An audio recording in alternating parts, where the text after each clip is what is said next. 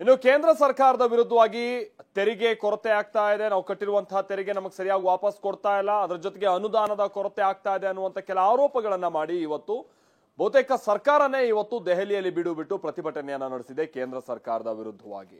ಈ ಸಂದರ್ಭದಲ್ಲಿ ಹಲವು ಅಂಕಿ ಅಂಶಗಳ ಸಮೇತವಾಗಿ ಅಗೈನ್ ಮುಖ್ಯಮಂತ್ರಿಗಳು ಕೇಂದ್ರಕ್ಕೆ ಚಾಟಿ ಬೀಸುವಂತ ಪ್ರಯತ್ನವನ್ನ ಪಟ್ಟಿದ್ದಾರೆ.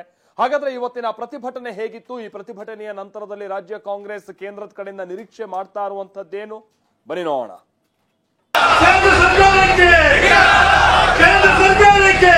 ಕೋಳಿ ಚಿನ್ನದ ಮೊಟ್ಟೆ ಇಡ್ತದೆ ಅಂತ ಹೇಳಿ ಕೋಳಿನೇ ಕುಯ್ದಾಕಬಾರದು ಅನ್ನೋದು ನಮ್ಮ ವಾದ. ಹಾಲು ಹೆಚ್ಚು ಕರೀತದೆ ಅಂತ ಹೇಳಿ ಹಸು ಕೆಚ್ಚಲೇ ಕುಯ್ಬೇಡಿ ಅಂತಕ್ಕಂಥದ್ದು ನಮ್ಮ ವಾದ. ಬಿಜೆಪಿಯವರೇ, ನೀವು ಕರ್ನಾಟಕದ ಜನರಿಗೆ ದ್ರೋಹ ಮಾಡ್ತಾ ಇದ್ದೀರಿ. ನಮ್ಮ ರಕ್ತ, ನಮ್ಮ ಬೆವರು, ನಮ್ಮ ತೆರಿಗೆ, ನಮ್ಮ ಹಕ್ಕು. Justice for Karnataka. ನಮ್ಮ ರಕ್ತ, ನಮ್ಮ ಬೆವರು, ನಮ್ಮ ತೆರಿಗೆ, ನಮ್ಮ ಹಕ್ಕು, ನಮ್ಮ ಪಾಲು ನಮಗೆ ಕೊಡಿಯಂತ ಕಾಂಗ್ರೆಸ್ ನಾಯಕರು ರೋಷಾವೇಶ ಹೊರಹಾಕಿದ್ರು. ರಾಷ್ಟ್ರ ರಾಜಧಾನಿಯಲ್ಲಿ ಕೈ ನಾಯಕರ ರೋಷಾಗ್ನಿ ಧಗಧಗಿಸಿತ್ತು.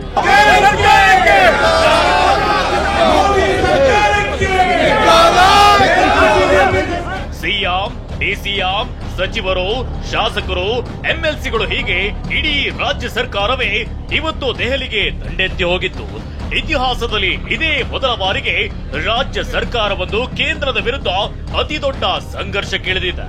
ಕೇಂದ್ರ ಸರ್ಕಾರದಿಂದ ಅನ್ಯಾಯ, ತಾರತಮ್ಯ ಆಗ್ತಿದೆ ಅಂತ ರಣಕಹಳೆ ಮೊಳಗಿಸಿರೋ ಕೈಪಡೆ ಜಂತರ್ ಮಂತರ್ನಲ್ಲಿ ಬೃಹತ್ ಪ್ರತಿಭಟನೆ ನಡೆಸಿತ್ತು.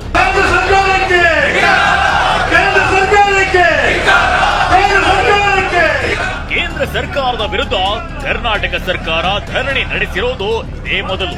CM Siddaramaiah, DCM DK Shivakumar, ಸಚಿವ doctor G Parameshwar, Dinesh Gundu Rao, Priyank Kharge, Eshwar Khandre, MP Patil, HK Patil, Muniyappa, Sameer, Rajanna, Madhu Bangarappa, Krishna Byre Gowda, Byrathi Suresh, KJ George ಸೇರಿದಂತೆ ಎಲ್ಲಾ ನಾಯಕರು ಭಾಗಿಯಾಗಿದ್ದರು. 2017ರಿಂದ ಇಲ್ಲಿವರೆಗೂ 1,87,000 ಕೋಟಿಯಷ್ಟು ಅನುದಾನ ಬಂದಿಲ್ಲ.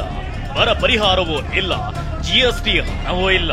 ನಮ್ಮ ತೆರಿಗೆ ಹಣ ನಮಗೆ ಕೊಡಿಯಂತ ಕಾಂಗ್ರೆಸ್ ಆಗ್ರಹಿಸಿದೆ. ಇದೇ ಕೇಂದ್ರದ ವಿರುದ್ಧ ಹರಿಹಾಯ್ದ ಸಿಎಂ ಸಿದ್ದರಾಮಯ್ಯ ಸಂಸದರು ಕೋಲೆ ಬಸವಗಳ ರೀತಿ ಆಗಿದ್ದಾರೆ. ಮೋದಿ ಹೇಳಿದ್ದಕ್ಕೆಲ್ಲ ತಲೆ ಅಲ್ಲಾಡಿಸ್ತಾರೆ ಅಂತ ಲೇವಡಿ ಮಾಡಿದ್ರು. ಯಾವುದು ಅಭಿವೃದ್ಧಿ ಆಗಿಲ್ಲ ರಾಜ್ಯಗಳಿಗೆ, ಸ್ವಲ್ಪ ಹೆಚ್ಚು ತೆರಿಗೆ ಕೊಡ್ತಕ್ಕಂಥದ್ರ ಬಗ್ಗೆ ನಮ್ದೇನು ತಕರಾರಿಲ್ಲ, ಅದನ್ನ ವಿರೋಧ ಮಾಡಲ್ಲ. ಆದ್ರೆ ಕೋಳಿ ಚಿನ್ನದ ಮೊಟ್ಟೆ ಇಡ್ತದೆ ಅಂತ ಹೇಳಿ ಕೋಳಿನೇ ಕುಯ್ದಾಕಬಾರದು ಅನ್ನೋದು ನಮ್ಮ ವಾದ. ಹಾಲು ಕರೀತದೆ ಅಂತ ಹೆಸರು, ಹಾಲು ಹೆಚ್ಚು ಕರೀತದೆ ಅಂತ ಹೇಳಿ ಹಸುನ್ ಕೆಚ್ಚಲೇ ಕುಯ್ಬೇಡಿ ಅಂತಕ್ಕಂಥದ್ದು ನಮ್ಮ ವಾದ. ನಾನು ಅನೇಕ ಸಾರಿ ಅಸೆಂಬ್ಲಿನಲ್ಲಿ ಕಷ್ಟ ಶೋಷಣೆ ಮಾಡ್ಕೊಂಡೆ.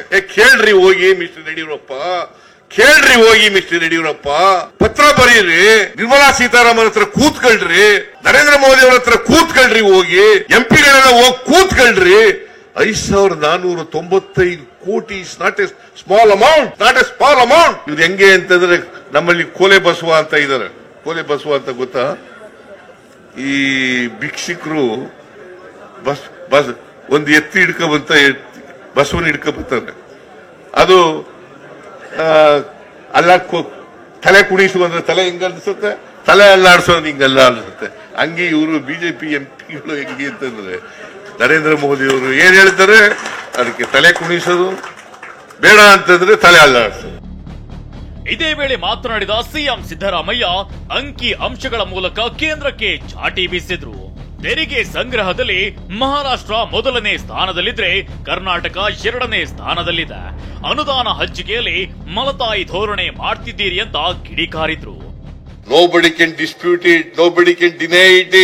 ಇವರು ರಾಜಕೀಯಕ್ಕೋಸ್ಕರ ಸುಳ್ಳು ಹೇಳ್ತಾ ಇದ್ದೀರಾ, ಜನರ ತಪ್ಪದಾರಿಗೆ ಎಳಿತಾ ಇದ್ದೀರಾ. ಬಿಜೆಪಿಯವರೇ, ನೀವು ಕರ್ನಾಟಕದ ಜನರಿಗೆ ದ್ರೋಹ ಮಾಡ್ತಾ ಇದ್ದೀರಿ ಅಂತಕ್ಕಂಥ ಮಾತುಗಳನ್ನು ಹೇಳಬೇಕಾಗ್ತದೆ. ಬಿಜೆಪಿ ಸರ್ಕಾರ ನಮಗೆ ಮಲ್ತಾಯಿ ಧೋರಣೆಯನ್ನ ಮಾಡ್ತಾ ಇದೆ. ಇವರೆಲ್ಲ ಎಂಪಿಗಳು, ಮಿನಿಸ್ಟ್ರಿಗಳು, ಬಿಜೆಪಿ ಲೀಡರ್ಗಳು ಎಲ್ಲರೂ ಕೂಡ ಕರ್ನಾಟಕದ ಜನರಿಗೆ ದ್ರೋಹ ಮಾಡ್ತಾ ಇದ್ದಾರೆ. ಇನ್ನು ಇದಕ್ಕೂ ಮುನ್ನ ಮಾತನಾಡಿದ ಡಿಸಿಎಂ ಡಿಕೆ, ಇದು ನ್ಯಾಯಕ್ಕಾಗಿ ನಡೆಯುತ್ತಿರುವ ಹೋರಾಟ, ಕೇಂದ್ರದ ಅನುದಾನದಲ್ಲಿನ ತಾರತಮ್ಯ ಖಂಡಿಸಿ ನಡೆಸುತ್ತಿರೋ ಪ್ರತಿಭಟನೆ ಅಂದ್ರು. ನಮ್ಮ ರಕ್ತ, ನಮ್ಮ ಬೆವರು, ನಮ್ಮ ತೆರಿಗೆ, ನಮ್ಮ ಹಕ್ಕು. Justice for Karnataka. ನಮ್ಮ ತೆರಿಗೆ, ನಮ್ಮ ಪಾಲನ್ನ ಕೇಳಲಿಕ್ಕೆ ಇವತ್ತು ನಾವು ಇಲ್ಲಿ ನಿಂತಿದ್ದೇವೆ. ಇನ್ನು ಸರ್ಕಾರದ ಇತರ ಸಚಿವರು ಸಹ ಕೇಂದ್ರ ಸರ್ಕಾರದ ವಿರುದ್ಧ ಕಿಡಿಕಾರಿದ್ರು. ಟ್ಯಾಕ್ಸ್ ಕಟ್ಟೋದ್ರಲ್ಲಿ ಕರ್ನಾಟಕ, ತಮಿಳುನಾಡು, ಕೇರಳ, ಆಂಧ್ರ, ತೆಲಂಗಾಣ ಇವರೆಲ್ಲ ಟ್ಯಾಕ್ಸ್ ಕಟ್ಟಬೇಕು.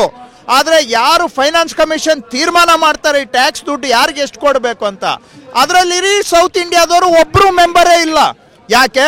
ಸೌತ್ ಇಂಡಿಯಾದವರು ಟ್ಯಾಕ್ಸ್ ಕಟ್ಟೋದಿಲ್ವಾ? ಇದು ಕರ್ನಾಟಕದ 7 ಕೋಟಿ ಕನ್ನಡಿಗರ ಧ್ವನಿ.